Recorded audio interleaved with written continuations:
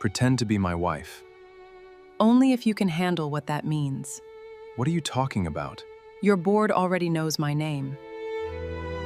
Smile. Pretend you're with me. With you? Pretend to be my wife. No need to pretend. I own half the company hosting this event. She was alone and sad at the event, until the billionaire whispered, "Pretend to be my wife." Her response left him speechless. Before the story begins, please give us a like if you enjoy light and fun stories, and don't forget to leave your rating from 0 to 10 in the comments at the end. Enjoy the story, everyone. Kayla Hart wasn't supposed to be there. She knew it the moment she walked through the doors of the Grand Hamilton Hall in Washington. She knew it when the security guard checked her name 3 times on the list. She knew it when a woman covered in diamonds looked her up and down and simply turned away as if Kayla were invisible. And maybe she was. The charity ball brought together the kind of people who appeared on the covers of business magazines. Politicians, smiling with teeth that were far too perfect. Businessmen gesturing with imported watches that sparkled under the chandeliers. Women whose dresses probably had their own names and birth certificates. And in the middle of it all was Kayla, wearing a dress borrowed from her cousin, shoes that were already starting to hurt, and a heart that still ached for reasons she preferred not to think about that night. The only reason she was there had a first and last name.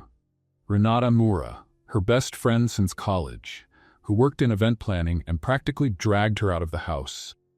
"You need to get out, Kayla," Renata had said over the phone 3 days earlier. "It's been 3 weeks and all you do is eat ice cream and watch old TV reruns." "That's self-care," Kayla replied. "That's depression with chocolate topping. I have an extra invitation. There will be important people there. Connections, opportunities. There will be rich people looking at me like I'm a typo on the guest list. There will be free appetizers." Kayla hesitated. What kind of appetizers? And that's how she ended up there. Because of appetizers and a persistent friend who believed that leaving the house solved every problem in the world. So far, Renata had disappeared backstage to handle some emergency with the catering, and Kayla was left to fend for herself. 3 weeks ago, her life made sense. She had a steady job as a communications consultant at a medium-sized company. She had a small apartment, but it was hers. She had a fiancé named Derek who promised a future together. She had. Because 3 weeks ago, Derek decided his future would look better alongside his yoga instructor. And that the apartment, which was technically in his name, needed to be vacated in 30 days. Kayla took a deep breath, pushing the thought away. You look about as excited as I feel," she whispered to herself, looking at a swan-shaped ice sculpture that was slowly melting in the center of a table. The swan didn't answer. At least it had an excuse. Kayla walked to a far corner, near one of the huge windows overlooking the lit gardens. From there, she could watch the entire ballroom without having to interact with anyone. It was the perfect plan. Stay for 2 hours, send a message to Renata saying it had been wonderful, and then go home to watch something comforting on TV while eating ice cream straight from the carton. A solid plan. Foolproof. Until the moment it wasn't. On the other side of the room, Wesley Grayson didn't want to be there either. The difference was that Wesley didn't have a choice. When you are the chairman of one of the largest investment groups on the East Coast, and your name is directly linked to a bill regarding tax incentives for clean energy, charity balls are no longer optional. At 34, Wesley had built a solid reputation. Smart, strategic, cold when necessary. The kind of man who walked into a room and immediately changed its temperature. Not because he was arrogant, but because he radiated something few people could fake. Absolute control. But tonight, that control was being tested. The test was 5'7", had perfectly styled blonde hair, and a smile that seemed permanently glued to her face. Mallory Vance, socialite, influencer for causes that made for good photos, daughter of a senator who turned political connections into an art form, and for the last 6 months the woman most determined to be seen by Wesley's side at every possible event. The problem wasn't just Mallory's persistence, it was what she hinted at. To the press, to acquaintances, to anyone who asked. Small comments suggesting an intimacy that never existed. Calculated looks, Touches on the arm that lasted a second longer than appropriate. Wesley had already made it clear, politely, that there was no interest. Mallory interpreted his politeness as shyness or strategy, or anything that allowed her to keep going. And tonight, she seemed especially determined. "Wesley," her voice came like silk over glass. "You're avoiding me." "Mallory," he replied, keeping his tone neutral. "I'm just circulating, like everyone else." "Always circulating away from me?" She smiled, stepping closer. "People are going to start thinking you don't like me." "People think many things." "They certainly do." Mallory tilted her head, studying him. "For example, they're thinking it would be wonderful if the two of us did an interview together for that business program. You know the one. My publicist said the host is very interested." Wesley felt his jaw tighten. "I don't give interviews about my personal life." "But your personal life is so interesting." She touched his arm, leaving her hand there long enough for two people nearby to notice, especially when it involved such pleasant company. He needed to get out of this conversation. Now. It was then that his eyes scanned the room looking for any plausible excuse and found something unexpected. A woman alone, standing by the window, watching the crowd with an expression that mixed discomfort and irony. She wasn't trying to be seen, she wasn't posing for anyone. She didn't seem to belong to that world, and for that exact reason, she was perfect. Wesley made a decision in 3 seconds. It wasn't like him to act on impulse, but desperate situations required proportional measures. "If you'll excuse me," he said to Mallory, without waiting for an answer. And he walked straight toward the woman by the window. Kayla saw the man approaching, and her first instinct was to check if there was someone behind her. Perhaps a hidden celebrity. An emergency exit. Anything that would justify why someone of that caliber was coming her way. There was nothing. Just her and the melting ice swan in the distance. The man stopped beside her. Tall, broad shoulders under a suit that was clearly custom-made. A defined jawline. Dark blue eyes that seemed to calculate probabilities in real time. Kayla recognized him immediately. Wesley Grayson. The face that appeared in articles about billion-dollar mergers and sustainable energy initiatives. What she couldn't understand was why that face was now less than 3 feet away from her. "Good evening," he said, his voice low and controlled. "Good evening," Kayla replied, cautious. There was a pause. Wesley glanced back quickly, where Mallory was watching with hawk-like eyes. And then he leaned in, bringing his lips close to Kayla's ear, and whispered, "Pretend to be my wife." Kayla stood still for exactly 2 seconds. Then she turned her face to look at him, raising an eyebrow. "I'm sorry, what?" "My wife," Wesley repeated, still in a low voice, maintaining a casual smile for anyone watching from afar. "Just for tonight, there's a complicated situation I need to avoid." Kayla looked at him, then at the elegant blonde woman who continued to watch from across the room. Then back at him. "You're asking me to pretend I'm married to you," she said slowly, as if she were translating from another language. "Because you can't simply say no to a woman?" Wesley blinked. It wasn't the reaction he expected. "It's more complex than that." "Seems pretty simple to me," Kayla crossed her arms. "Let me see if I understand. You, a grown man, apparently successful, with access to lawyers, publicists, and probably a small army of assistants, need a complete stranger to pretend to be your wife because you can't handle an insistent socialite. When you put it that way, it sounds ridiculous. That's because it is ridiculous." Wesley opened his mouth to respond, but stopped. There was something about her manner that disarmed him. The frankness, the lack of intimidation, the sharp irony that seemed as natural as breathing. He wasn't used to that. "I can compensate you," he offered. "Compensate me how?" Kayla asked, genuinely curious. "Are you going to give me a gift card, a fruit basket, a pony?" "Whatever you want. What I want is to understand why you are doing this." Wesley hesitated. He looked again at Mallory, who was now talking to another man while continuing to cast glances in his direction. "That woman," he said quietly, "has spent the last few months hinting to the press that we have a relationship. We never did. But she is the daughter of an influential senator, and every denial of mine is turned into a headline about secret lovers or dramatic breakups. My company is at a delicate moment. I need the narrative to change." Kayla studied him for a long moment. "And your brilliant solution is to invent a wife." My brilliant solution is to introduce a wife, he corrected. Someone she doesn't know, someone who isn't part of this circle. Someone real enough to be convincing. Someone like me. Someone exactly like you. Kayla let out a short, humorless laugh. You don't know anything about me.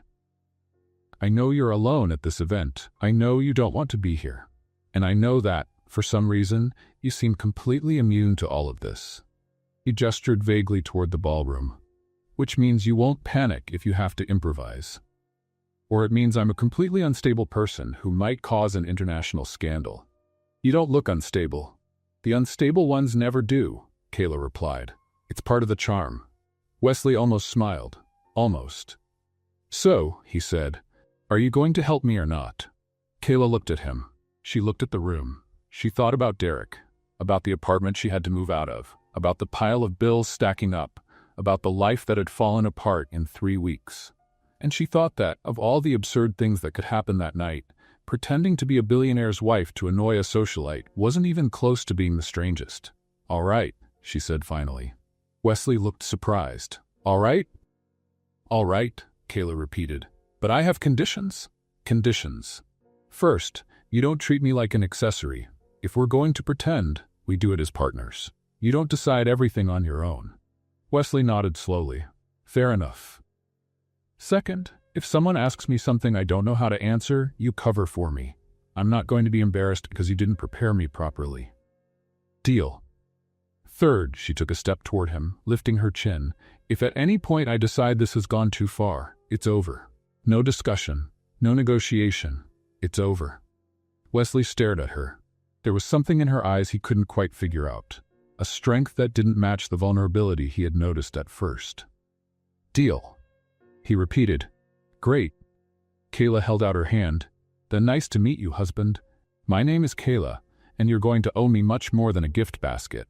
Wesley shook her hand, feeling a slight smile escape. Wesley, and I'm sure you'll remind me of that often. You can bet on it. He offered his arm, and Kayla took it. Together they began walking back toward the center of the ballroom, where eyes were already starting to turn toward them. One thing, Wesley whispered as they walked. What's our story? Our story? How we met, how long we've been together, those kinds of details. Kayla thought for a second. We met at a coffee shop. You spilled coffee on my blouse and spent 2 weeks sending apology flowers until I agreed to have dinner with you. Wesley looked at her sideways. I spilled coffee on you? Would you rather have been hit by a hot dog cart? The coffee shop is fine. I thought it would be. They reached the center of the room just as a group of businessmen approached to greet Wesley. One of them, a middle-aged man with an overly wide smile, reached out his hand. Wesley, my friend, I didn't know you had company tonight. This is Kayla, Wesley replied, placing his hand on her back with a naturalness that surprised them both. My wife? The man's eyes widened. Wife? Since when? Kayla smiled, tilting her head. Since he spilled coffee on my favorite blouse and decided the only way to make up for it was to put up with me for the rest of his life. The group laughed. Wesley looked at her with something that seemed like genuine admiration. The act had begun. On the other side of the room, Mallory Vance watched the scene with narrowed eyes. The man next to her said something about the stock market, but she wasn't paying attention. Wesley was smiling. Wesley never smiled at events like this, and the woman next to him was no one Mallory knew, which, in that circle, was practically impossible. She took out her phone and typed a quick message to her assistant. Find out everything about the woman in the blue dress next to Wesley Grayson. Everything. Something was wrong with that story, and Mallory Vance would not rest until she found out exactly what. The news that Wesley Grayson had a wife moved through the room faster than champagne on a waiter's tray.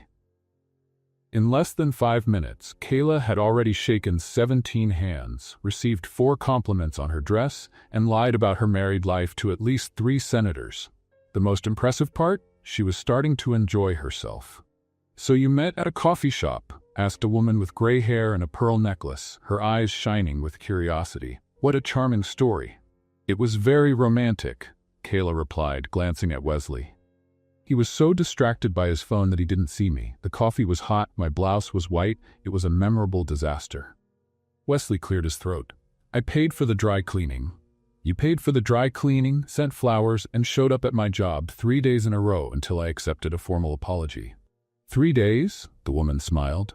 How persistent. My wife calls it persistence, Wesley said with a small smile. My lawyer called it borderline behavior. The group laughed. Kayla bit her lip to keep from laughing too. The truth was that improvising alongside Wesley was strangely easy. He followed her every lead as if they had rehearsed. When she made up an absurd detail, he confirmed it without hesitation.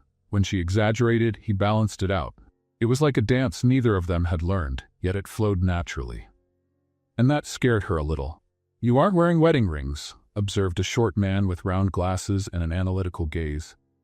Kayla felt her stomach tighten. She hadn't thought of that. They're being resized, Wesley replied immediately, without missing a beat. Kayla lost weight recently. Wedding stress, she added. Planning an intimate ceremony with a mother-in-law weighing in on every detail takes anyone's appetite away. Wesley looked at her sideways. My mother isn't that difficult. Honey, your mother suggested the bouquet should match her dog's eye color. It was a valid suggestion. The dog is blind. More laughter. Wesley lowered his head, hiding a genuine smile. You're terrible, he murmured, low enough for only her to hear. You hired me for this, she whispered back. Technically, you didn't even hire me. You guilt-tripped me into it. You didn't resist. I resisted, for at least 4 seconds. 3, I counted. Kayla rolled her eyes but felt something strange in her chest. Something that felt dangerously like fun. The room kept spinning around them. More faces, more questions, more carefully constructed lies. Kayla discovered that Wesley had a natural talent for dodging uncomfortable topics. And Wesley discovered that Kayla had an impressive ability to turn any awkward situation into comedy. They worked, and people were noticing. I've never seen Wesley so relaxed, commented a woman in a green dress, speaking to the friend beside her. She must be special. Kayla pretended not to hear, but felt her cheeks warm up. That was when Colton Rains appeared. Tall, blonde, with the kind of smile that looked practiced in front of a mirror. Colton was an executive at a rival company and, from what Kayla could gather from the conversations around her, had an old rivalry with Wesley that went beyond business. Wesley, he said, extending his hand with a friendliness that didn't reach his eyes. And this must be the famous mystery wife. Kayla, she replied, shaking his hand. And you must be someone I should know, but clearly don't. Colton's smile flickered for half a second. Colton Rains, Wesley and I have a long history together. How nice. Long stories are great for boring dinners, Kayla smiled. You can nap while the person talks. Wesley coughed, masking a laugh. Colton narrowed his eyes. Funny, Wesley always had peculiar taste in company. It's true, Kayla agreed. He also collects old stamps and watches documentaries about fungi. I'm the most normal thing in his life.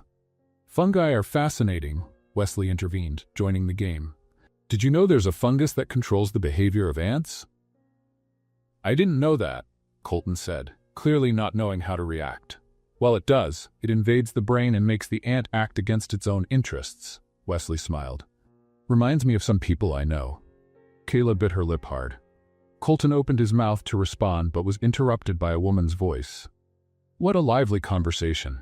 Mallory Vance appeared as if she had been summoned by dark magic. Her gold dress shimmered under the chandeliers, and her smile was as sharp as a porcelain knife. Mallory, Wesley said, his tone neutral. Meet my wife, Kayla. I haven't had the pleasure yet, Mallory said, her eyes sweeping Kayla from head to toe. It's a lovely dress. Vintage? Borrowed, Kayla replied without hesitation. From my cousin. She has great taste and a generous closet. Mallory blinked, clearly expecting a different answer. How honest? I try. Honesty is the foundation of any healthy marriage, Kayla smiled. Are you married, Mallory? Mallory's smile froze. No, I haven't found the right person yet. That's a shame. But don't worry, they say the market improves after 40. Wesley choked on his own saliva. Mallory gave a look that could freeze champagne. Where did you two get married again? She asked, changing the subject with the subtlety of a tractor. I don't recall seeing an invitation. It was intimate, Wesley replied. Just close family. Very intimate, Kayla confirmed. So intimate that even we almost didn't go. Mallory narrowed her eyes. And the honeymoon? Where did you go? Kayla opened her mouth and realized she had no idea.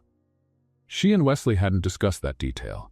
In fact, they hadn't discussed almost any details at all. The coffee shop story was all they had, and a honeymoon was definitely not in the plans. Italy, Wesley said at the exact same moment Kayla said, Japan. Silence. Mallory raised an eyebrow, her smile widening. Italy or Japan? Kayla felt her heart race. Beside her, Wesley remained still, but she could feel the tension radiating from him. Both, Kayla said, forcing a smile. We went to both. To both, Mallory repeated, savoring every syllable. Yes, Wesley wanted Italy, I wanted Japan, so we did both. 2 weeks in Rome, 2 weeks in Tokyo. He ate so much pasta that he needed new pants, and I discovered I'm allergic to wasabi. Wesley looked at her with something between admiration and panic. It's true, he confirmed, his voice steady. I've never seen someone turn so red because of a condiment. It was traumatic, Kayla sighed. But Mount Fuji at sunrise made up for it, and the vineyards in Tuscany, and especially that little inn in Florence where Wesley finally admitted I was right about the itinerary from the start. I didn't admit that. Yes, you did. There was wine involved, but you admitted it. Mallory watched them like a cat watching two mice trying to escape a trap. What a charming story, she said finally. You two seem very coordinated. Years of practice, Kayla replied. Months. Wesley corrected. We've only been married for a few months. It feels longer, Kayla smiled at him. When you find the right person, time feels different. For a second, something changed in Wesley's gaze. Something Kayla couldn't quite identify. Mallory noticed it too. Well, she said, her tone icy. It was a pleasure meeting you, Kayla. I'm sure we'll be seeing a lot more of you around here. I can't wait, Kayla replied, with a smile that didn't reach her eyes. Mallory walked away, her gold dress disappearing into the crowd. Kayla let out the breath she didn't know she was holding. Italy and Japan? Wesley whispered. You made up a month-long honeymoon in 3 seconds? You said Italy. I said Japan. What was I supposed to do? Admit we were lying? You could have agreed with me. You could have warned me beforehand. I didn't know she was going to ask about a honeymoon. She asked about the ring, the ceremony, where we met. A honeymoon was the logical progression. Haven't you ever watched a romantic comedy? Wesley stared at her. No. That explains a lot. They looked at each other for a moment. Then, inexplicably, they started to laugh. It was quiet and restrained, but genuine. You are completely crazy, Wesley said, and you are completely unprepared, Kayla replied. But somehow it worked. For now, she agreed. The ballroom continued around them, full of curious faces and calculated conversations. But at that moment, standing there in the middle of it all, Kayla realized something that made her blood run cold. This wasn't a game anymore. Mallory hadn't believed it. The look in her eyes at the end, the way she studied every detail, the message on the phone that Kayla caught a glimpse of. That woman was going to investigate. And when she discovered the truth, the consequences wouldn't just be social. They would be public. Kayla looked at Wesley, who was now talking to another businessman, his smile back in place. She had gone into this thinking about one night, but something told her she was about to get into something much bigger. And for the first time since she accepted the absurd proposal, Kayla Hart felt afraid. Wesley's car cost more than everything Kayla had in the bank, and in her closet, and probably in her entire life. She knew this because she was sitting on the leather seat, looking at a dashboard that looked like the controls of a spaceship, while processing the fact that the night wasn't over yet. Do you always take women in luxury cars after events? She asked, breaking the silence. Wesley, sitting next to her in the back seat while the chauffeur drove, looked at her sideways. Technically, you got in on your own. Technically, you said we needed to talk. You didn't say the conversation would be on the move. It's more private here. It feels like the beginning of a thriller movie here. All that's missing is the tense music. Wesley sighed. Do you always make jokes when you're nervous? Who said I'm nervous? You're gripping the handle of your purse so hard that your knuckles are white. Kayla looked down. He was right. She deliberately relaxed her hands. Observant. It's part of the job. The car glided through the streets of Washington, passing by illuminated monuments and historic buildings. In other circumstances, Kayla would have thought it was beautiful. At that moment, she could only think about how her life had gone off the rails in less than 3 hours.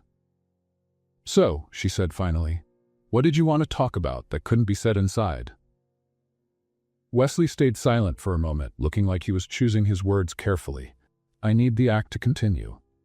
Kayla blinked. "Excuse me? Not just tonight? For longer." "How much longer?" "A few weeks, maybe a month." Kayla let out a disbelief-filled laugh. "You're joking? Do I look like I'm joking?" She stared at him. No, he definitely didn't look like he was joking. Wesley Grayson had the expression of someone proposing a business merger, not an absurd favor. "Let me see if I understand this," Kayla said slowly. "You want me to keep pretending to be your wife, for weeks, in front of everyone, including the press, your business partners, and that woman who clearly wants to see me buried alive in some Washington garden." Mallory isn't quite that extreme. She looked at me like she was calculating how many people she'd have to bribe to make me disappear. That's just her way. Her way needs therapy. Wesley almost smiled. Almost. "Look," he said, his tone more serious now. "I know this is a lot to ask. I know you don't know me and that you have no obligation to help me, but the situation is more complicated than it looks." "Then explain it to me." He hesitated. "My company is in a delicate spot. We are in the middle of a major negotiation involving government contracts and international partnerships. My personal image directly affects investor confidence. And a mystery wife helps with that? A stable wife helps. Someone who shows that I am reliable, committed, and predictable." Mallory spending the last few months hinting at a non-existent relationship was creating a narrative of instability. "So you want me as a walking public relations representative?" "I want you as a temporary partner in a complex situation." Kayla crossed her arms. "And what's in it for me?" Wesley looked at her. "What do you want?" The question caught her by surprise. She expected an offer, not an open negotiation. I don't know," she admitted. "Think about it. Anything reasonable is on the table." Kayla thought about Derek, about the apartment she had to leave in less than 2 weeks, about the bills piling up, about the job she had lost 3 days before the breakup because the company decided to cut costs. And apparently, communication consultants were replaceable costs. She hadn't told anyone that. Not even Renata. "I need a place to stay," she said finally, her voice lower. "Temporarily. I'm between homes at the moment." Wesley didn't ask why, he didn't judge, he just nodded. "That can be arranged. And I need time to look for a job, without the pressure of showing up at events every night. We can limit public appearances to 2 or 3 times a week. And I need you to understand one thing." Kayla leaned forward, her gaze firm. "I am not an employee. I am not a subordinate. If we do this, we do it as equals. You don't decide anything about me without consulting me first." "Fair enough. And if I want to leave, I leave. No drama, no retaliation, no professional consequences. Deal. And you're going to stop looking at me like I'm a problem to be solved." Wesley raised an eyebrow. "Do I do that?" "You've been doing it since you saw me by the window. As if I were a chess piece you were calculating where to place. Maybe that's just my face. Your face needs an adjustment." Wesley finally smiled. A real smile that completely transformed his face and made something strange happen in Kayla's stomach. She ignored that feeling completely. "So, do we have a deal?" he asked. "We have a preliminary deal," she corrected. "Subject to review as I discover more things you conveniently forgot to mention." "That's fair." "I know it is." The car stopped in front of an elegant building that Kayla recognized as one of the most exclusive hotels in the city. "You can stay here tonight," Wesley said. "Tomorrow we'll organize something more permanent." "Do you always put up fake wives in luxury hotels?" "Only the ones who have a good sense of humor and know how to improvise under pressure." "Then I'm the first." "The first, and probably only." Kayla was about to reply when Wesley's phone vibrated. He looked at the screen and his expression changed. "What is it?" she asked. Wesley didn't answer immediately. His eyes scanned what looked like a long message, and with every second his jaw got tighter. "Wesley?" He turned the screen toward her. It was a preview of an article from a gossip site. The headline read, "Wesley Grayson appears with mystery wife at charity ball. Who is the woman who captured Washington's most eligible billionaire?" Below was a photo of the two of them. Wesley had his hand on Kayla's back, both smiling as if they were the happiest couple in the world. "The news is already getting out," he said. "My publicist is getting calls from reporters asking for confirmation." Kayla felt the air leave her lungs. "So everyone is going to know?" "Everyone already knows. And what does that mean?" Wesley put his phone away, his expression heavy. "It means this is no longer just a one-night act. From now on to the entire world, you are my wife, and any mistake will be news." Kayla looked at the photo in her mind, then at Wesley, then at the Grand Hotel in front of her. 24 hours ago, her biggest worry was finding a cheap apartment and updating her resume. Now she was national news. "This," she said slowly, "definitely wasn't part of the plan."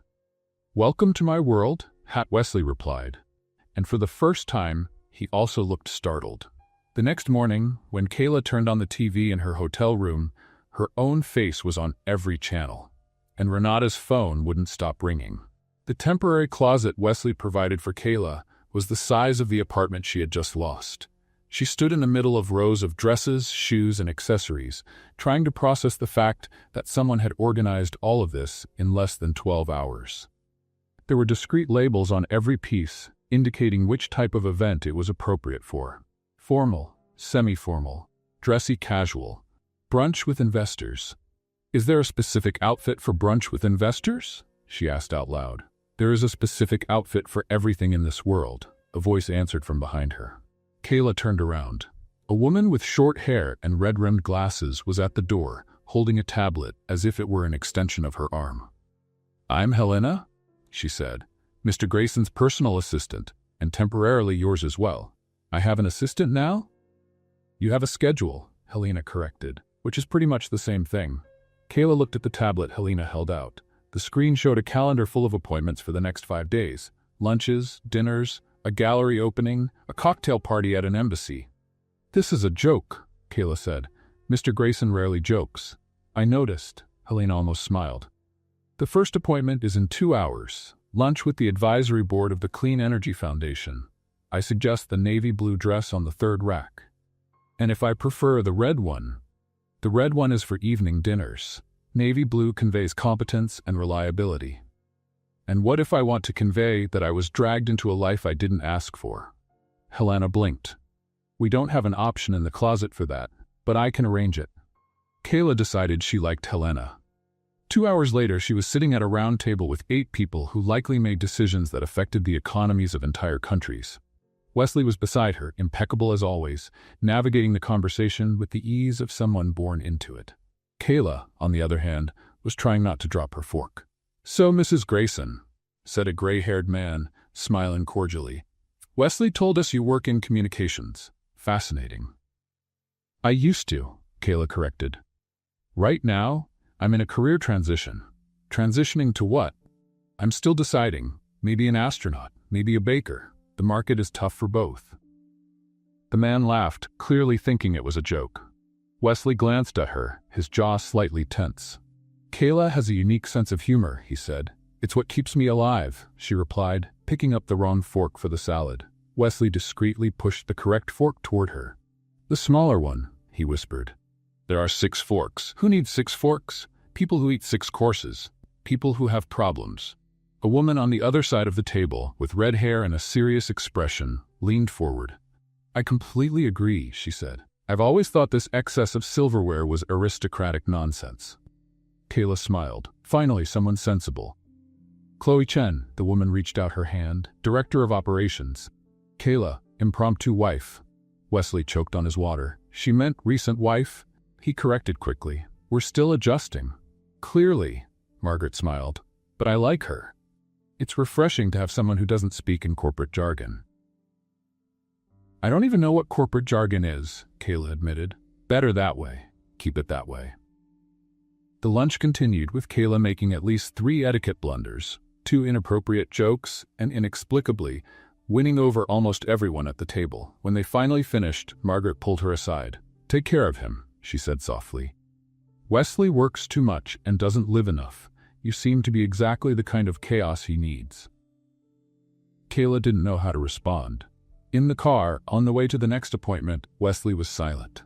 "Did I mess everything up?" Kayla finally asked. You said you were either an astronaut or a baker. I said I was considering it. You used the wrong fork 3 times. There were 6 forks, and you called yourself a makeshift wife in front of the chief operating officer.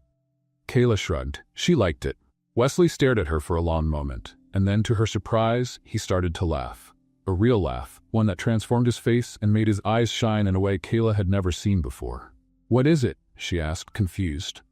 "You are impossible," he said, still laughing. "Completely impossible." "Is that a compliment?" "I genuinely don't know." Kayla smiled. "I'm going to assume it is."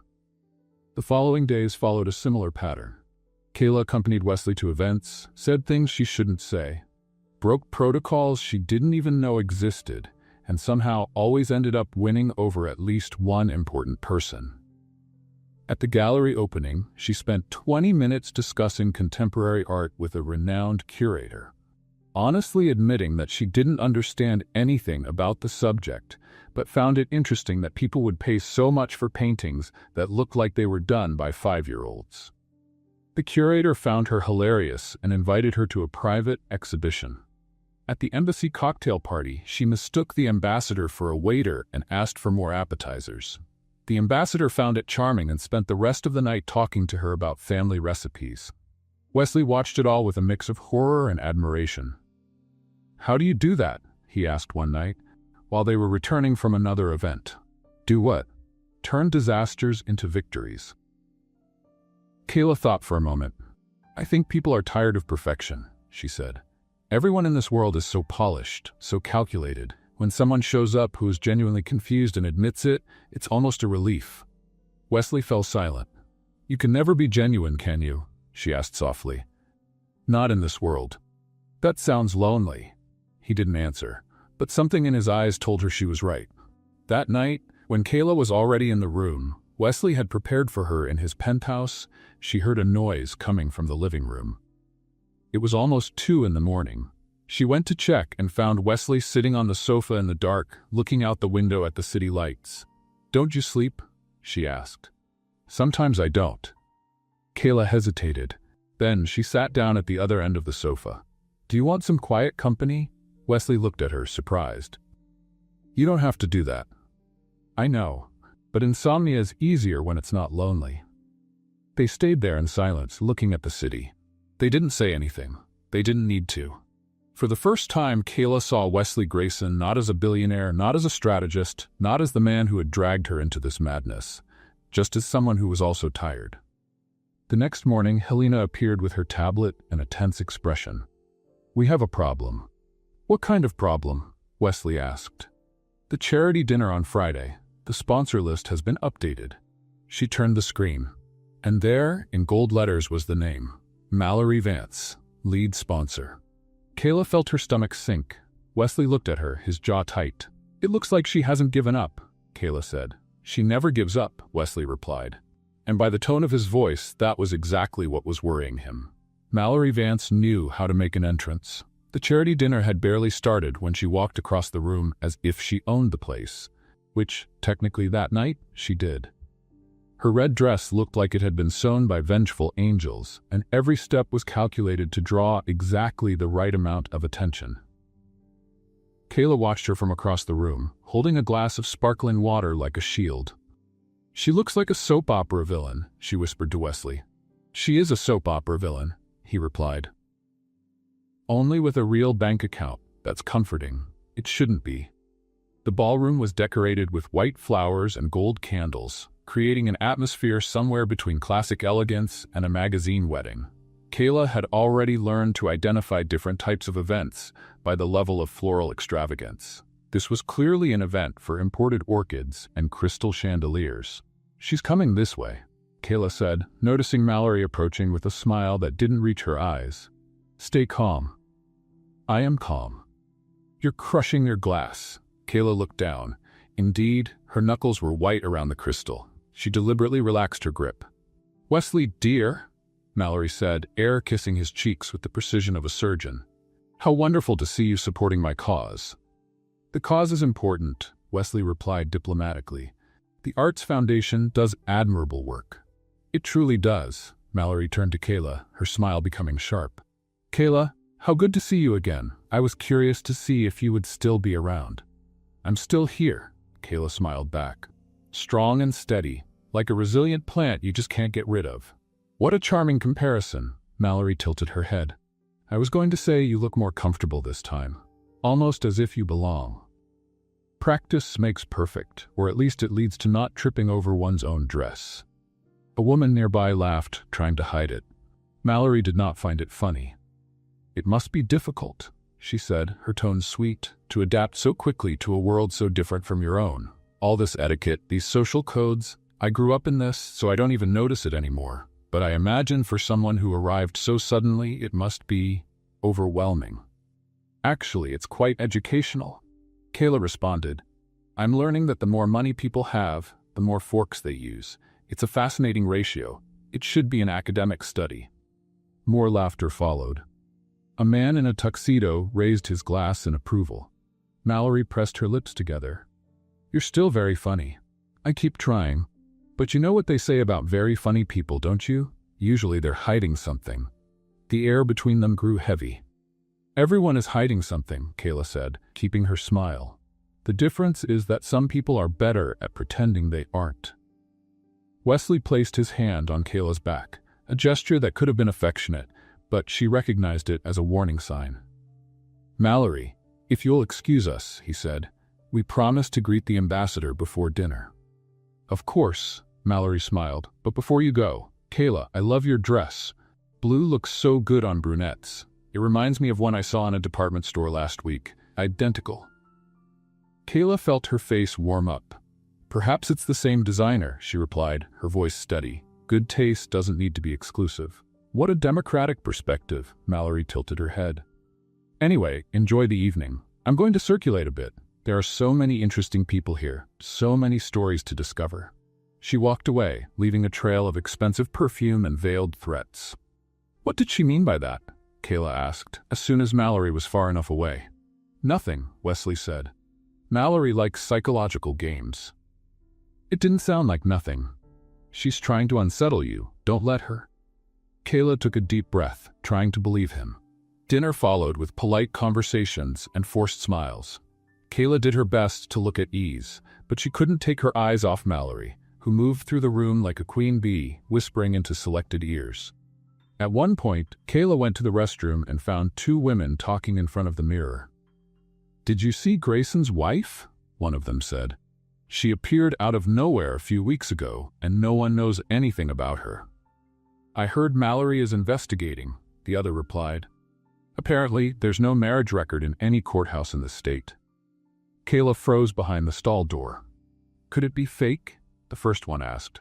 I don't know, but if it is, Mallory will find out. She always finds out.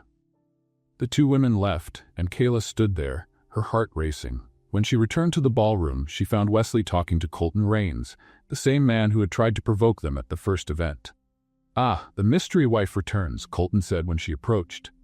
We were just talking about you. Good things, I hope. Kayla smiled, trying to look relaxed. Always. Colton studied her in a way that made her feel as if she were being scanned. You know, I tried to find information about you since that first gala. To send a proper wedding gift, of course, but it's impressive how discreet you are, almost invisible. No active social media, no easy-to-find professional history. I value my privacy, Kayla replied, clearly. Wesley intervened.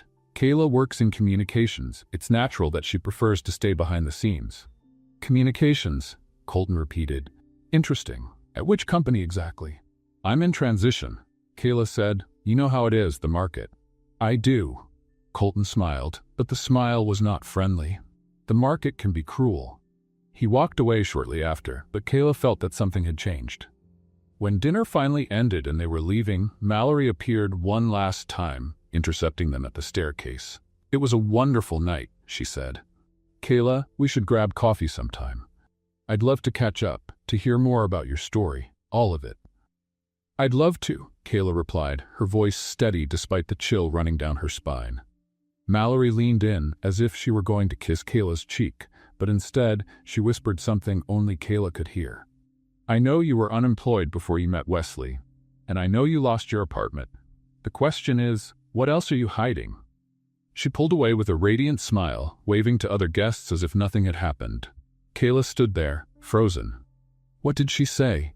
Wesley asked, noticing the change. "Nothing," Kayla answered automatically. "Kayla." "Later. Let's go." In the car, she stayed silent, looking out the window as the lights of Washington passed by. Mallory knew. Not everything, but enough, and she was making it clear that she would keep digging. The question was no longer if the truth would come out. It was when, and what would happen when it did. "Kayla," Wesley said softly, "whatever she said, we can handle it together."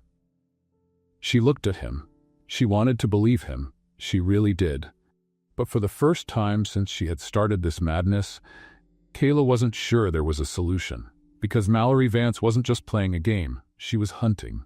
Mallory's words were still echoing in Kayla's mind 3 days later. She tried to ignore them. She tried to pretend it didn't matter. But every time she closed her eyes, she heard that poisonous whisper. "What else are you hiding?" The problem was that Kayla wasn't hiding anything extraordinary. Just an ordinary life that had fallen apart in ordinary ways. Unemployment, a breakup, an eviction. The kind of failure that millions of people faced every day, but in that world of chandeliers and champagne, it felt like an unforgivable crime. "You're deep in thought," Wesley said, walking into the penthouse kitchen. Kayla almost dropped her coffee mug. "You need to stop appearing like that. I'm going to have a heart attack before I'm 35. Technically, this is my kitchen. Technically, you should wear bells around your neck, like a cat." Wesley almost smiled. Almost. It was Saturday morning, and for the first time since Kayla had moved into the penthouse, there were no events scheduled. No charity dinners, no lunches with investors, no cocktail parties where she had to pretend to be someone she wasn't. Just her, Wesley, and an incredible amount of silence. "What do you do on your days off?" she asked. Wesley looked genuinely confused by the question. "Days off? Yeah, that strange concept where you don't work. Some people even have fun. I read overdue reports. That's not a day off, that's just work in different clothes. I wear the same clothes." Kayla looked at him. In fact, he was wearing dress pants and a shirt, even though it was 7 in the morning on a Saturday. "Do you sleep in a suit?" "Of course not." "Then what do you wear to bed?" Wesley stared at her. "Is this an appropriate question between fake marriage partners?" "I'm your fake wife. I have the fake right to know." "Sweatpants," he admitted, "and a t-shirt." Wesley Grayson owns sweatpants. Kayla widened her eyes in mock shock. News alert. Billionaire is a normal human being. Nation in a panic. "You're annoying. You like it?" He didn't deny it. The day followed in a strangely domestic way. Kayla discovered that Wesley didn't know how to cook anything at all, and she spent an hour trying to teach him how to make scrambled eggs. The result was a disaster. "How did you burn scrambled eggs?" she asked, looking at the pan. "That defies the laws of physics." "I got distracted." "By what? They cook in 3 minutes." "You were talking about that comedy movie. I lost track of time." "Wesley, 3 minutes. It was interesting information about the lead actor." "I said he was handsome. That's not information. It's a basic observation." Wesley was silent for a moment. "He's not even that handsome." Kayla raised an eyebrow. "Jealous of a movie actor? Just an aesthetic disagreement." "Right, an aesthetic disagreement." She laughed, and Wesley watched her with an expression she couldn't quite figure out. In the afternoon, they ended up in the penthouse library, which was the size of a small apartment and smelled of old books and possibilities. Kayla threw herself into an armchair, flipping through a book on art history, while Wesley pretended to read a report. "Can I ask you something?" he said suddenly. "You just asked if you could ask. Technically, that's already a question." "Kayla." "Okay. Go ahead." Wesley hesitated. "What happened? Before all of this, you mentioned you were in transition, but you never explained why." Kayla slowly closed her book. "Do you want the short version or the version with the dramatic details?" "The true version." She took a deep breath. "I had a fiancé, Derek. We were together for 4 years. We lived in his apartment because my salary wasn't enough to split a better place. A month ago, he decided he preferred his yoga instructor at 30 days to move out." Wesley remained silent. A week later, Kayla continued. "The company where I worked made cuts. Guess who was on the list? You. Me. So in less than 10 days, I lost my fiancé, my apartment, and my job. The disaster trifecta. I should win a prize. Kayla, you don't need to feel sorry for me, she said quickly. I don't want pity. Derek was mediocre, the apartment was small, and the job was boring. Losing it all felt horrible at the time, but maybe it was a favor from the universe. A cruel favor. The universe isn't exactly known for its kindness. Wesley watched her for a long moment. You're stronger than you look. Do I look weak? You look light, as if nothing affects you. But underneath that, there's someone who has survived difficult things and still manages to make jokes about forks at formal dinners. Kayla felt a tightening in her chest. You do that too, she said softly. You hide things behind the perfect image. I'm not perfect. I know, you burned the scrambled eggs. Wesley laughed, a real laugh that lit up his entire face. You always do that, he said. Do what? You turn serious moments into something lighter, as if you're afraid of staying in the heavy stuff for too long. Kayla looked away. Maybe I am. They sat in silence, but it wasn't an uncomfortable silence. It was the kind of silence that happens when two people truly begin to understand each other. And that scared Kayla more than any threat from Mallory. Late in the afternoon, Wesley received a call and stepped away to his office. Kayla took the opportunity to stretch her legs, walking down the hallway. That's when she heard his voice through the door, which was slightly open. Yes, I understand the concern, Wesley was saying. But the strategy is working. The press bought the story, investors are more confident, and Mallory is losing ground. A pause. It's temporary, he continued. A few weeks, a month at most. Then we'll find an elegant way to end it. An amicable divorce, maybe. Or she simply disappears from the public eye. Kayla felt the air leave her lungs. No, there's no risk of emotional complications, Wesley said. It's a transaction. We both know exactly what this is. She backed away from the door, her heart pounding. Transaction, temporary strategy. She simply disappears. Kayla went back to the library and grabbed her coat. When Wesley appeared minutes later, she was standing ready to leave. I'm going for a walk, she said, her voice neutral. Is everything okay? Everything's great, I just need some air. Wesley frowned, clearly noticing that something had changed. Kayla, we'll talk later. She left before he could answer. Outside, the cold Washington air hit her face, but it couldn't put out the heat burning in her chest. It wasn't anger. It was something worse. It was the realization that, at some point over the last few days, she had started to forget that all of this was make-believe. And Wesley clearly hadn't forgotten. Kayla became a flawless actress. For the next 3 days, she smiled for the cameras, held Wesley's hand at events, and played the perfect wife with surgical precision. But the moment the doors closed, the smile vanished like smoke. Wesley noticed immediately. You're different, he said on the second night, as they were returning from a dinner with Asian investors. I'm tired, Kayla replied, looking out the car window. Pretending is exhausting. You never seemed tired before. Before, I didn't know I was pretending. Wesley frowned. What does that mean? Nothing. Forget it. She didn't explain, and he didn't push. At the penthouse, Kayla started avoiding the common areas. She had coffee before Wesley woke up. She ate dinner in her room, claiming she had a headache. When they did cross paths, she kept the conversations short and functional. Tomorrow's event starts at 7, she would say. Helena informed me, he would reply. Great. Good night. Good night. And that was it. Two people sharing an apartment like polite strangers in an elevator. Wesley tried to break the ice in several ways. He left a book about art history on her table, remembering their conversation in the library. Kayla thanked him with a smile that didn't reach her eyes and never opened the book. He asked if she wanted to watch something together. She said she was busy looking for jobs online. He offered to help with the search.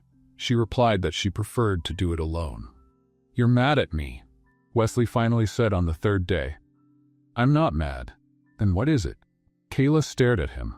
She wanted to tell him. She wanted to throw it in his face that she had overheard the conversation. That she knew exactly what he thought of her. A transaction. A temporary strategy. She just disappears. But saying that would be admitting that she cared. And she wasn't going to give him that satisfaction. Nothing, she said. I'm just being professional. Isn't that what you wanted? Wesley opened his mouth to respond, but he was interrupted by his phone. I have to take this, he said. Of course. You always do. She walked away before he could see the pain in her eyes. The next event was a cocktail party at a contemporary art gallery, the kind of place where people paid fortunes for paintings that looked like they had been painted by extremely agitated small dogs. Kayla was standing in front of a piece that consisted of a red square on a white background, trying to look interested. "Fascinating, isn't it?" A man's voice said beside her. She turned around. Colton Rains was there, smiling like a shark that had just found a wounded fish. "Very," Kayla replied dryly, "especially the bold use of red. You don't know anything about art, do you?" "I know that someone paid a fortune for a square. It's called minimalism. It's called successful laziness." Colton laughed, but it wasn't a friendly laugh. "You're funny, Kayla, always with a quick answer. But do you know what I've discovered about people like that? They're usually trying to distract from something." "And what would I be distracting from?" "I don't know," he tilted his head.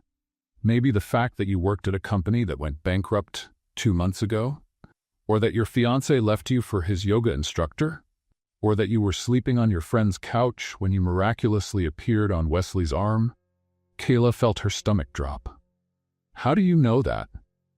"I have resources," Colton smiled, "and curiosity, a dangerous combination. None of that is illegal. No, but it is embarrassing, especially if the right people find out. Imagine the headlines: billionaire's wife was unemployed and nearly homeless before mysterious wedding. You wouldn't do that. Me? Never. But information has a life of its own. It leaks, it circulates, it shows up in inconvenient places." Kayla stared at him, her heart racing. "What do you want?" "For now? Nothing. I just wanted you to know that I know. Knowledge is power, as they say." He walked away, leaving Kayla standing before the red square, feeling as if the floor had disappeared beneath her feet. Across the gallery, Wesley was talking to a group of investors when Mallory appeared at his side, as she always did. "Your wife looks tense," she remarked, looking toward Kayla. "She's fine." "Are you sure? Because she doesn't look it." "In fact, you two haven't looked well lately. Trouble in paradise." "Mallory, I'm just observing, as a friend. We aren't friends." "No? What a shame," she sighed dramatically. "I always thought we had a special connection, before this mysterious wife appeared out of nowhere." Wesley stared at her. "Kayla didn't appear out of nowhere." "Yes, she did. One day you were single, the next you were married to a woman nobody knows. I couldn't even find a marriage certificate, and believe me, I looked." "You shouldn't have been looking." "I care about you." Mallory touched his arm. "I always have. And it worries me to see you with someone who clearly doesn't belong in your world." "Kayla belongs wherever she chooses to belong." "How romantic," Mallory smiled. "But romance doesn't pay the bills, nor does it protect reputations. If this charade falls apart, Wesley, you won't be falling alone." She walked away before he could respond. Wesley searched for Kayla with his eyes and found her still standing before the painting, paler than he had ever seen her. He crossed the room quickly. "What happened?" "Nothing." "Kayla, you're shaking." "I'm cold. The gallery has too much air conditioning." "You were talking to Colton? He came to talk to me. There's a difference. What did he say?" Kayla looked at him. For a second, Wesley saw something in her eyes that looked like desperation, but it disappeared as quickly as it had surfaced. "Nothing important," she said. "Just comments about art. Apparently I don't understand minimalism." Wesley didn't believe her, but before he could insist, a gray-haired man approached with a wide smile.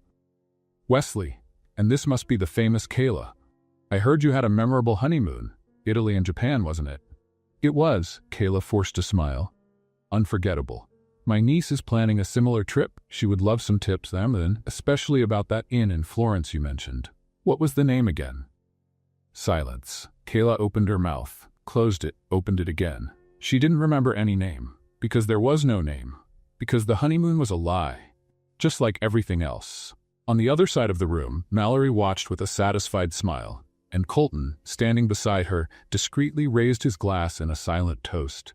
"The inn," the man repeated, waiting. "What was the name again?" The silence stretched for another second, and Kayla realized the lie was about to fall apart. The silence lasted exactly 3 seconds. It felt like 3 hours. The gray-haired man was still waiting for an answer, his smile beginning to waver. Mallory watched from a distance with predatory satisfaction, and Kayla felt her brain freeze like an old computer trying to process too much information. Then Wesley spoke. "Villa Castellina," he said, with the naturalness of someone who had actually been there. "It's on the outskirts of Florence, a small, discreet place, perfect for couples who want privacy." The man smiled, satisfied. "Wonderful. I'll make a note of it for my niece." "Do that," Wesley continued. "Ask for the room with a view of the vineyards." Kayla didn't want to leave. "It's true." Kayla found her voice, her heart still racing.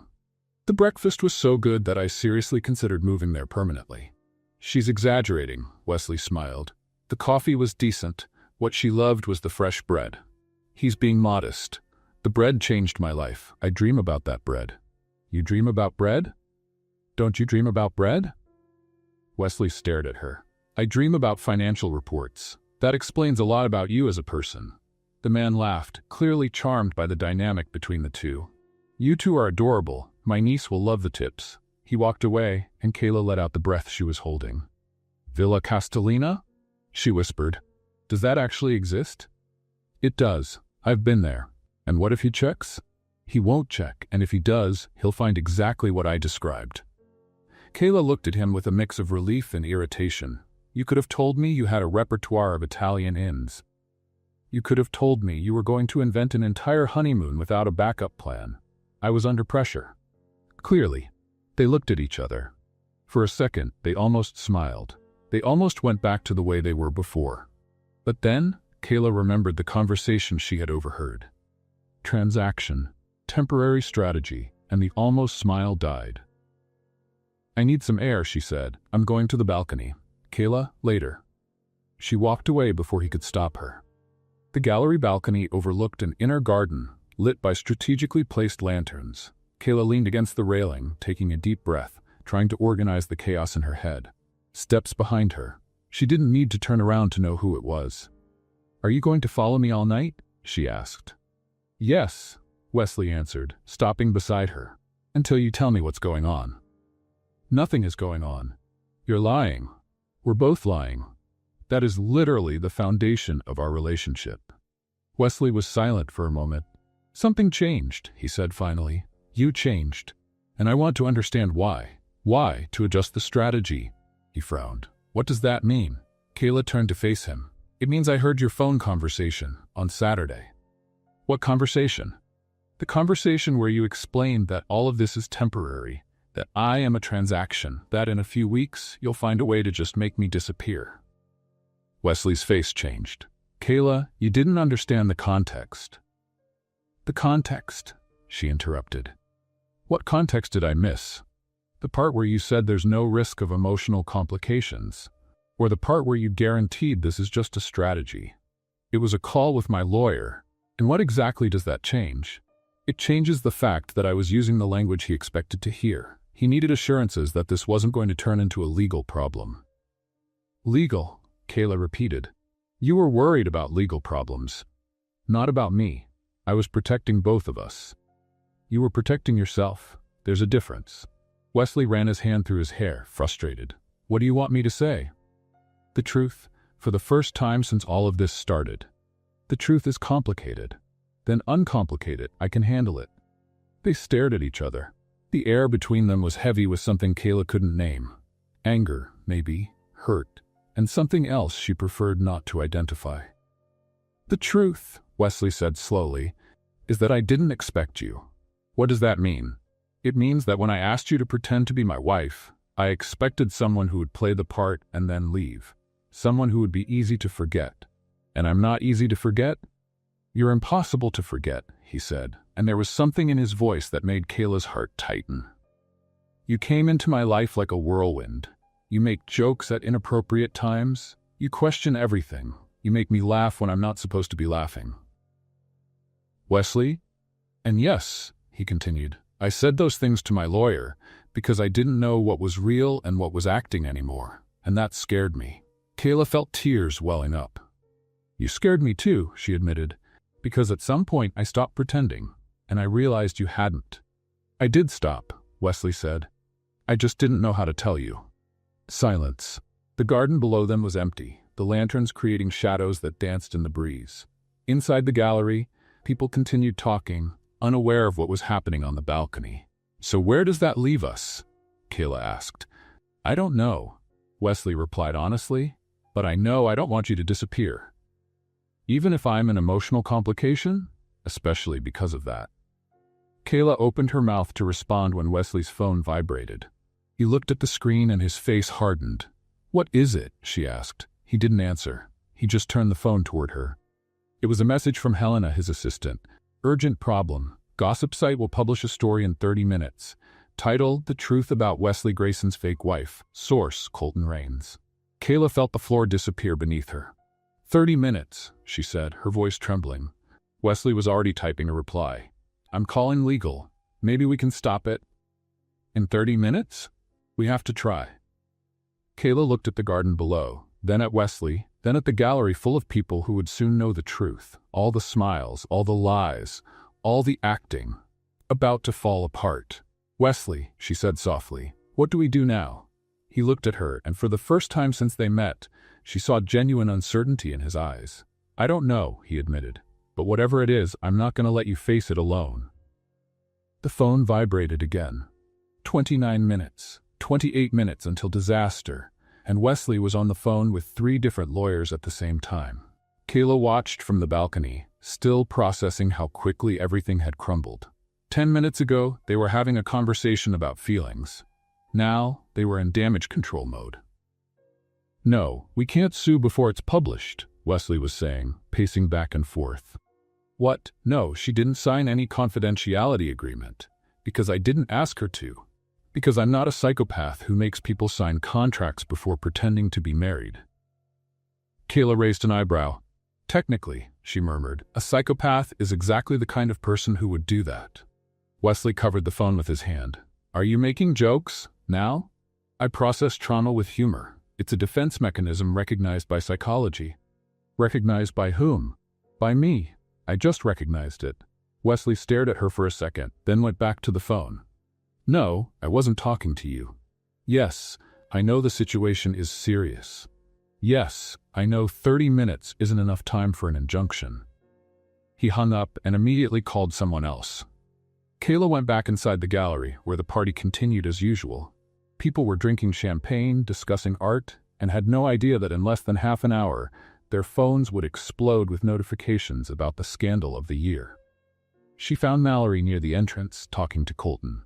The two of them looked extremely pleased with themselves. "Kayla," Mallory smiled when she saw her. "You look pale. Is something wrong?" "Nothing a good night's sleep won't fix." "That's good. Sleep is so important for the skin, especially when one is under stress." "Do you know much about stress, Mallory?" "I know a lot about many things," she tilted her head. "For example, I know that sometimes the most interesting stories are the ones people try to hide." Colton smiled beside her. "It's true. Hidden stories have a way of coming to light, usually at the worst possible moments." Kayla stared at them. "The two of you really are made for each other. You should consider it. A relationship based on shared bitterness. Very romantic." Mallory laughed. "How witty. I'm going to miss that when you disappear." "Who said I'm going to disappear?" "No one said it," Mallory shrugged. "Yet." She walked away with Colton, leaving Kayla standing there with her heart racing and 23 minutes left on the clock.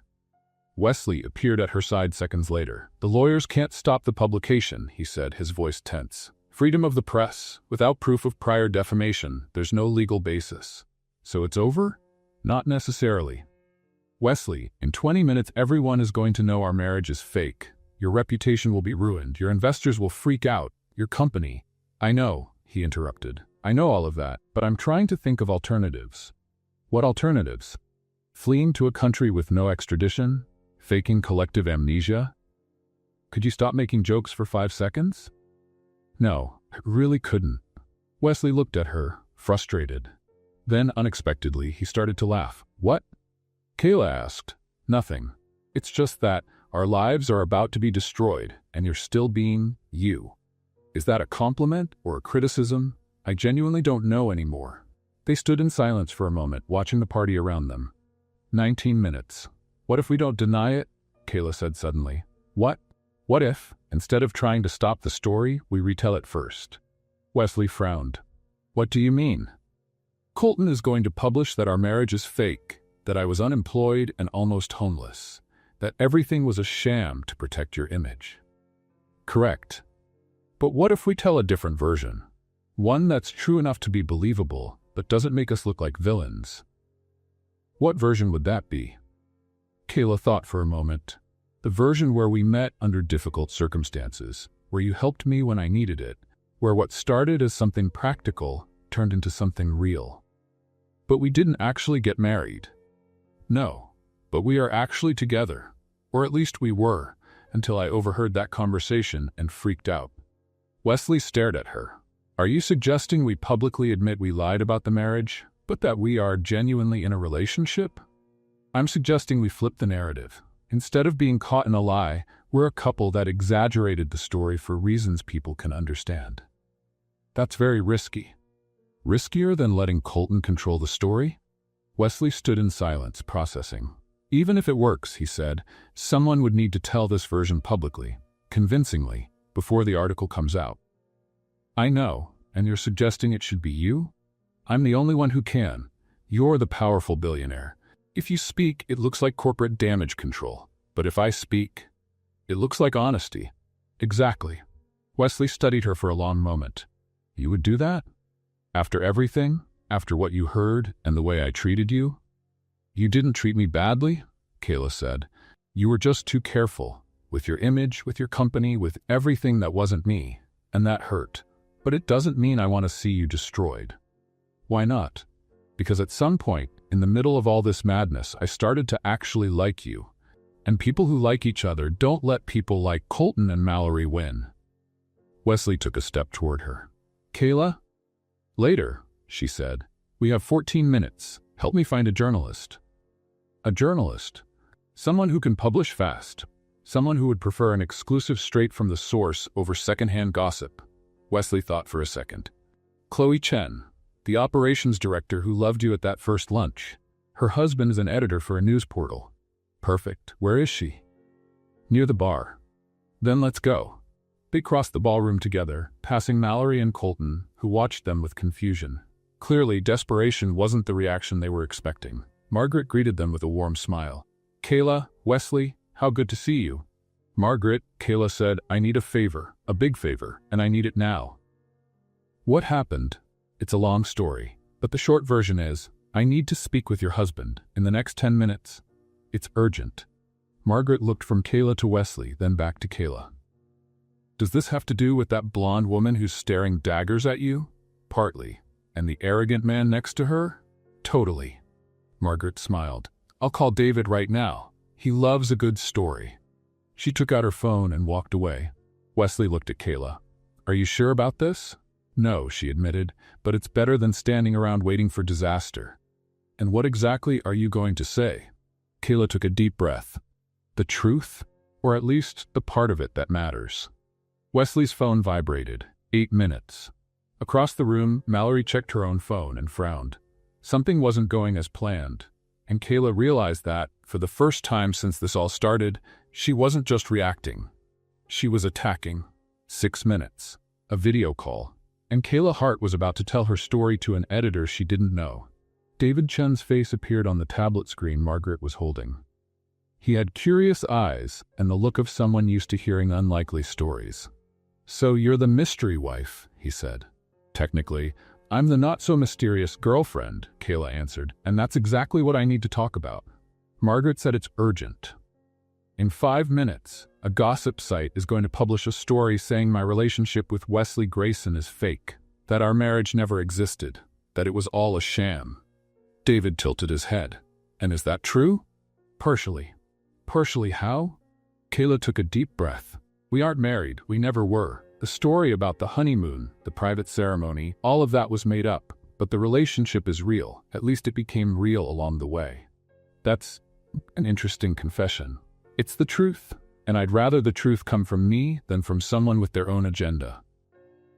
Who would that someone be? Colton Rains, an executive who has an old rivalry with Wesley, and Mallory Vance, who, well, let's just say she wasn't happy when Wesley showed up with a girlfriend. David smiled. This sounds like a soap opera. Believe me, I thought so too, until I was living it. Wesley appeared beside Kayla, stepping into the camera frame. David, he said, I know this is unusual, but Kayla is telling the truth. We exaggerated the initial story to avoid press speculation. It was my mistake, but what we feel for each other is no exaggeration. Wesley Grayson admitting a mistake, David raised his eyebrows. Now that is news. You have no idea, Kayla murmured. What was that? Wesley asked. Nothing. Keep being humble. It's working. David laughed. Are you two always like this? Like what? Kayla asked. Funny, you look like a couple from a comedy.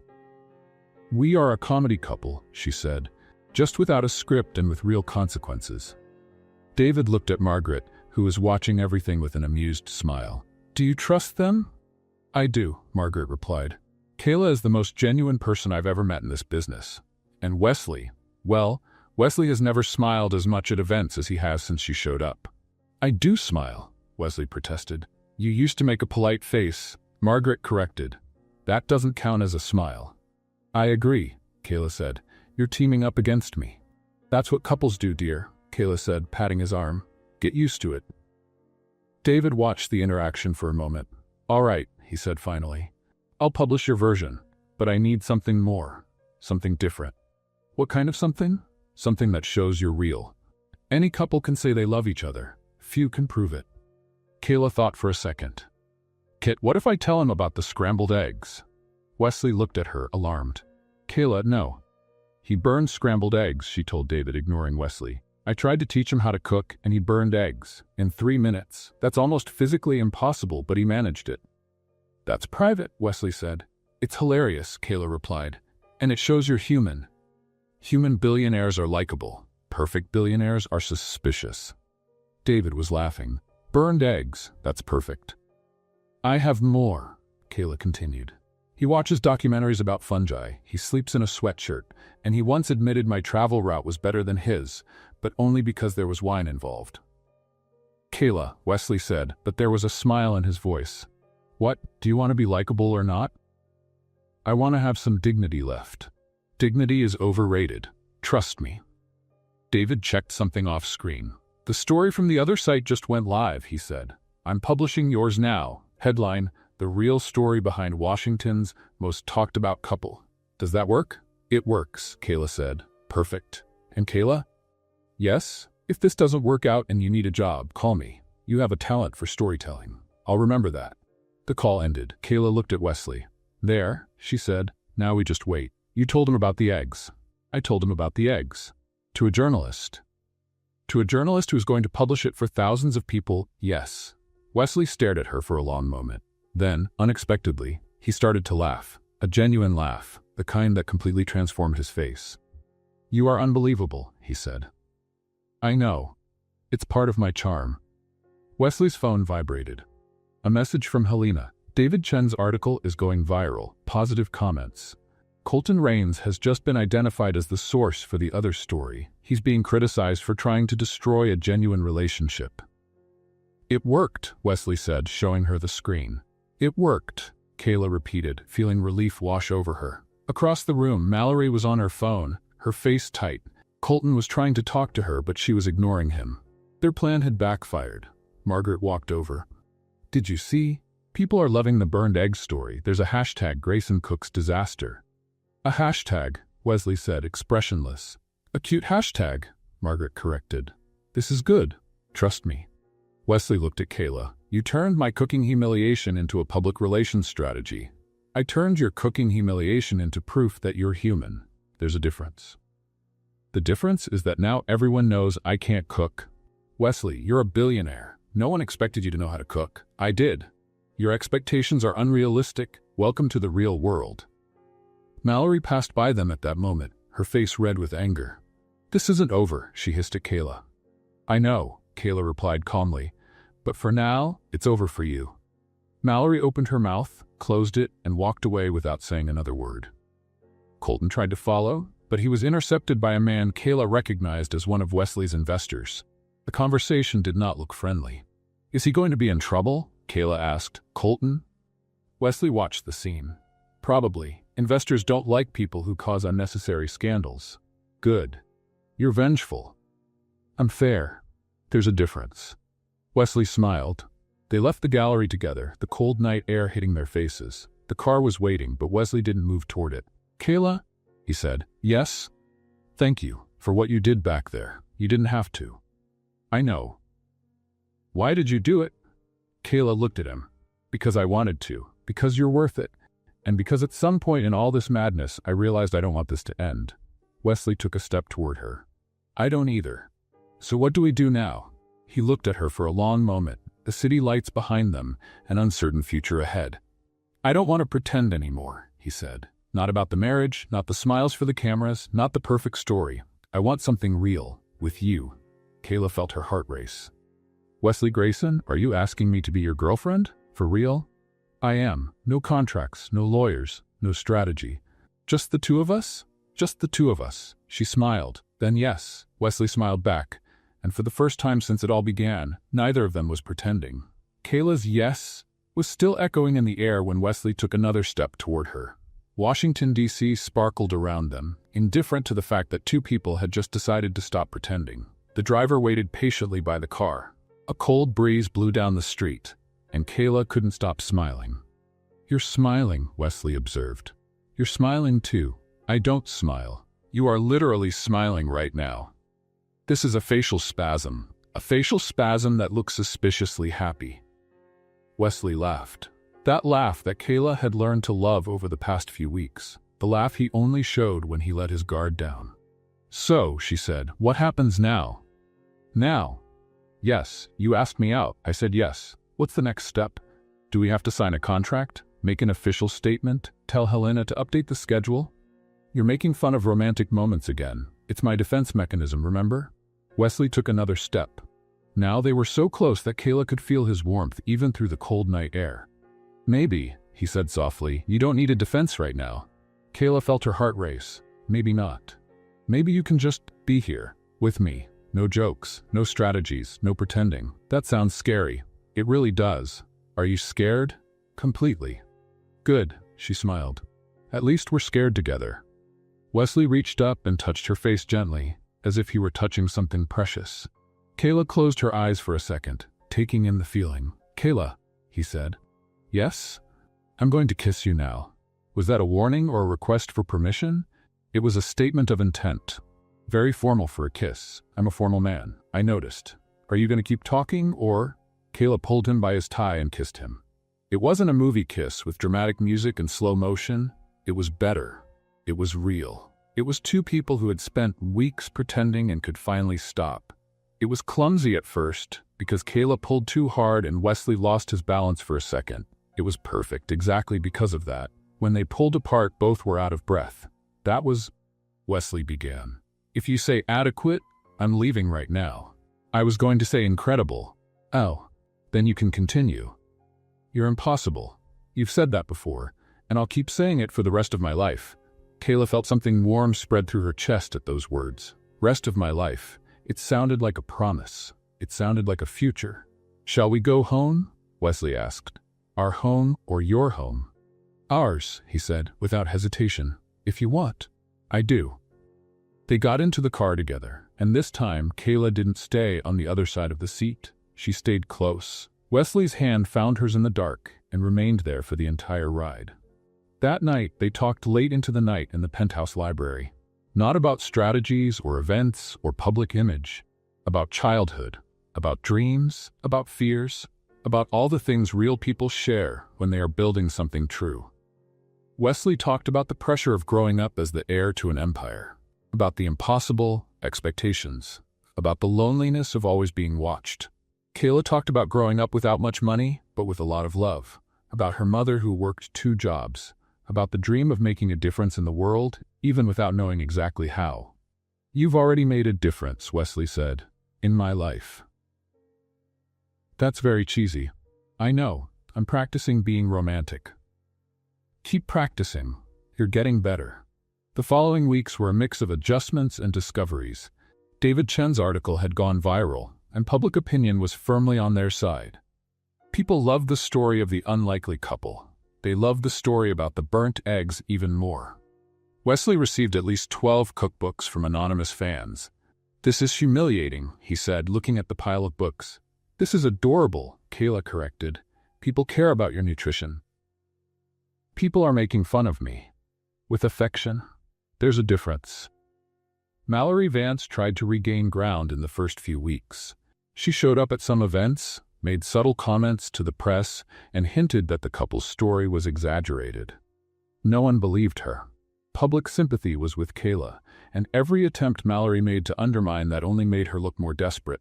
Within a month, she had moved to California, claiming new professional projects. In reality, according to Helena, she was running away from her own irrelevance. "Do you feel sorry for her?" Kayla asked Wesley one day. "A little," he admitted. "Mallory isn't evil. She was just raised to believe that manipulation is the only way to get what she wants." "That's sad." "It is, but it doesn't mean we need to let her into our lives." "I agree." Colton Rains met a less dignified end. The attempt to leak information about Kayla backfired on him spectacularly. Investors didn't like finding out that he used dirty tactics to hurt competitors. An internal investigation revealed other questionable practices. Within 2 months, he was out of the company. "Is he suing someone?" Kayla asked when she heard the news. "He's suing everyone," Wesley said. "That's what people like him do when they lose." "Will it go anywhere?" "No, he doesn't have a case." "Good. You're vengeful. We've already discussed this." Kayla's life changed in ways she didn't expect. Not just because she was dating a billionaire, but because she finally had the time and space to figure out what she really wanted. With Chloe Chen's help, she got a job at a nonprofit focused on communication for social causes. It didn't pay as much as her previous job, but it was infinitely more satisfying. "You don't need to work," Wesley said when she accepted the offer. "I know, but I want to." "Why?" "Because working makes me feel useful. And because if I stay home all day, I'll reorganize your closet by color, size, and occasion, and you'll hate me." "I'll never hate you. You say that now. Just wait until I mess with your suits." Wesley learned to cook. Not well, not impressively, but enough to not burn eggs and to prepare a simple dinner when Kayla came home tired from work. "This is pasta," she said one night, looking at her plate. "It is. You made pasta." "I did." "By yourself." With minimal supervision from YouTube. Wesley Grayson watched cooking tutorials on YouTube. "That stays between us. I'll take it to my grave, right after I tell absolutely everyone." Their relationship wasn't perfect. They argued about small things, like Wesley working too much and Kayla leaving clothes scattered around the room.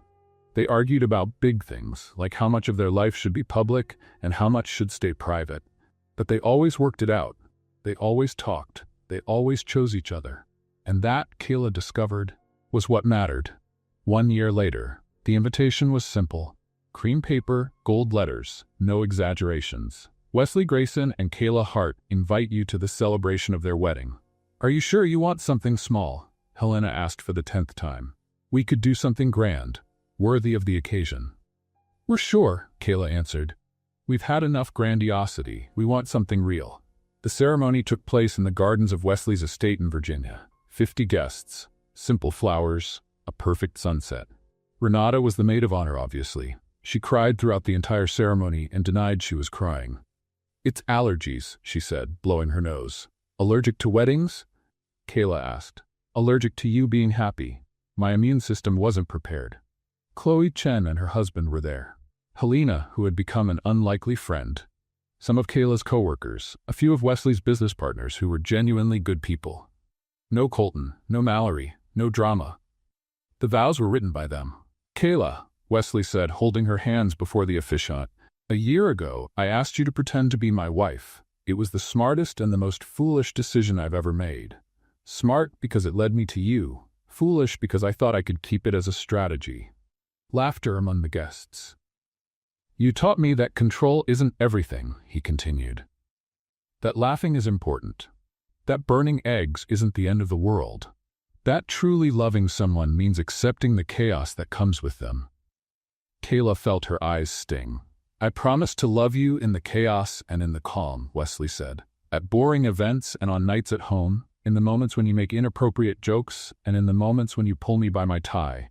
All the moments. Always." Kayla took a deep breath. "Wesley," she said, A year ago, you appeared out of nowhere and asked me to pretend to be your wife. My first reaction was to think you were completely crazy. More laughter. My second reaction was to accept, because apparently I am also crazy, she continued. But at some point between the first lie and the last truth, I fell in love. With you. With the man who burns eggs. With the man who watches documentaries about fungi. With the man who truly smiles when he thinks no one is looking. Wesley squeezed her hands. I promise to keep making jokes, Kayla said. I promise to pull you away from work when you need it. I promise never to let you forget that you are human. And I promise to choose you every day, not for strategy, not for convenience, for love. The kiss after the I do was better than the first. More secure, fuller of the future. The party was exactly what they wanted. Good food, soft music, people who really mattered. At one point during the evening, Kayla stepped away to watch everything from a distance. The lit-up garden, the guests laughing. Wesley talking to Renata, probably hearing embarrassing stories about Kayla in college. She thought about the charity gala a year ago. The woman alone by the window, in a borrowed dress and with a broken heart. The whispered phrase that changed everything. Pretend to be my wife. She laughed to herself. Wesley appeared by her side seconds later. What are you thinking about? About how strange life is. Strange how? Strange in the sense that a year ago I was almost living on Renata's couch, and now I'm married to a billionaire who can't cook. I know how to cook now. You know how to make pasta. Pasta is cooking. Pasta is basic survival. Wesley smiled. Do you regret it? Regret what? Accepting the pretense that night. Kayla looked at him. The man who had started as a desperate stranger and became the love of her life. Not for a second, she said. And you? Not for a second. He pulled her close and kissed her softly. You know what's funny? Kayla said when they stepped apart. What? You still owe me a fruit basket. Wesley laughed. I'll arrange that tomorrow. With a pony? Without a pony. Marriage annulled. You just married me 3 hours ago. Enough time to reconsider. Wesley hugged her, laughing against her hair. I love you, he said. I know, she replied. I love you too, even without the pony. And there, under the Virginia stars, surrounded by people they loved, Wesley and Kayla Grayson began the rest of their lives together. No pretending, no strategies, just love. And occasionally, burned eggs. What did you think of Kayla's courage in turning a desperate lie into true love? Leave your thoughts in the comments. On a scale of 0 to 10, what score would you give this story? Don't forget to subscribe to the channel and turn on notifications to receive more moving stories like this one. See you next time. See you next time. See you next time. See you next time. See you next time.